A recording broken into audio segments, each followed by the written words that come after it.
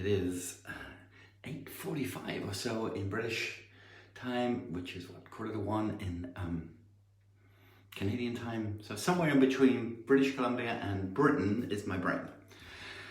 It's been a week since we arrived, and this time last week we were getting our first COVID test, which was negative.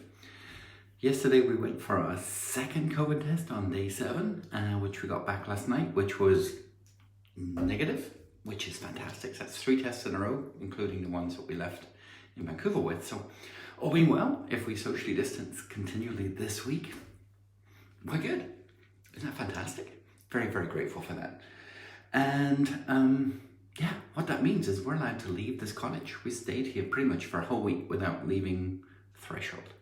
Now we can go out for an hour a day and walk and get some exercise. We have to have masks the whole time, keep 2 meters away from everybody, but that's okay. Can't go shopping, can't do anything else, but yeah, so every morning, if you don't know what I do, every Monday morning I should say, I do something called the Shaving Chronicle. Right now I renamed it the Quarantine Chronicle, just because this windowsill's a little lower than I'm used to, but you know, that's okay. So just something I like to do. I have to shave every week, just because of COVID and stuff. It's interesting enough. I try and do things differently at a weekend than I do on a weekday, just to make it feel different, right? And so typically I don't shave on a weekend, and then I catch up again on a Monday morning, and then I shave every day during the week. That's my deal. One of the hardest things this week, many hard things, but one of them is trying to get over jet lag. Typically, I'm really good with jet lag. I get on a plane, I change my watch, I literally get into the time zone that I arrive, and within a day, I'm good. But that's typically because I've gone out for a walk, I've got fresh air, I'm in normally in a big hotel room, lots of things. Very differently here, because we haven't been able to go for a walk. We haven't been able to get any of that natural vitamin D from the sun to reset the time clock. Just haven't been able to. So that's been different. So it's took nearly a week, but I'm pretty much over it now, I think. And then, there's so many things going on. I kind of listen to my dialogue to just share people where my brain's at, and it helps me process and just share a journey, which a lot of people enjoy.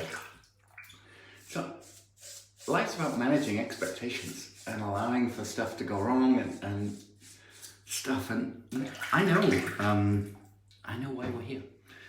We didn't come here for fun. We didn't come here for a vacation. We came to, you know exactly why we came here. And I'm managing Debbie's expectations because her dad is very, very ill. I'm managing Ellen's expectations because we're here to support her mom, but she's going through her own emotions, and she's doing school, so she's doing exams at like 11 o'clock at night here till 1 in the morning. Her boyfriend's obviously not here, so that's something I have to try and manage. We have 2 other girls. One lives in England, one lives in Alberta. We're trying to keep up with them and keep them positive and keep them, abreast of the knowledge, Then I have a whole team of people that work for us that I'm managing, who are just awesome, I have to say. Hopefully they're all asleep right now.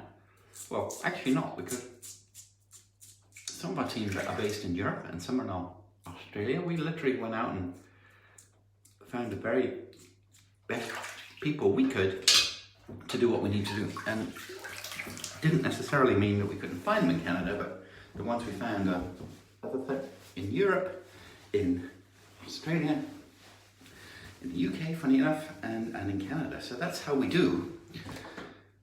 So managing expectations, and then I have a business to run.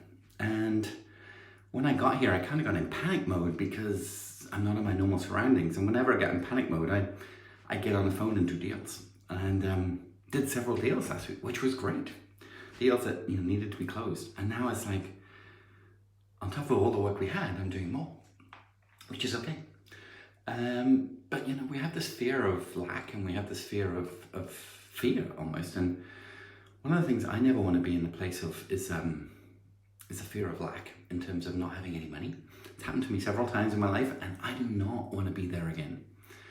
My mum passed in 2008, and trying to get back and look after my mum was really, really hard. But we did it, but we didn't have a lot of money to cover that, and it's quite expensive when you fly a bunch of people from Canada to the Isle of Man. And then 2014, my dad died, and super cool. Thanks to social media, he and I were in touch almost every week, and we'd be messaging like the day before he passed, so I was good with that. But yeah, we came back for that too, and again, chunk of money. So for the last 5 years, I literally have been saving money and squirreling away in a separate account that we've never touched for this very reason. So, you know, for as long as we need to be here, that's okay. We're really delighted that, you know, we're okay with that. But it means that it's all about balance, right? And I hope you find that balance, and I hope you do well with what you do. And if you want to have a chat about finding that balance and how we do it, I'd love to do that. Because my heart's to help people. And I run a business, and we have a lot of clients all over the place, and we're very successful. But I never want to make people feel that we're too big for them, or they can't afford us. And I try and do, we have some very big clients, and we have some very small clients, and they all mean the same to me. And I try and give them my best. So every couple of years or so, you know, we reset how we do things. And last summer we reset and did this live training for $97, which we've never done. Got over 50 businesses through that live training, which really, really helped them. And 10 of those businesses came back for a lot more work with us, and doing it again in 2 weeks' time. I've had to move it a couple of times because of, you know, not quite knowing where we're at with life, but for sure, we're doing it in 2 weeks' time. So preparing for that, helping a bunch of businesses again, which is very exciting. So anyway, that's my Monday morning dissertation. I hope you're doing well. I'd love to hear, you know, how things are going for you. And seriously, private message me if you need to have a chat, or we can help you in any way. Thanks for listening. Thanks for watching. And yeah, let Monday begin, and we can go out for a walk. Take care. Bye, folks.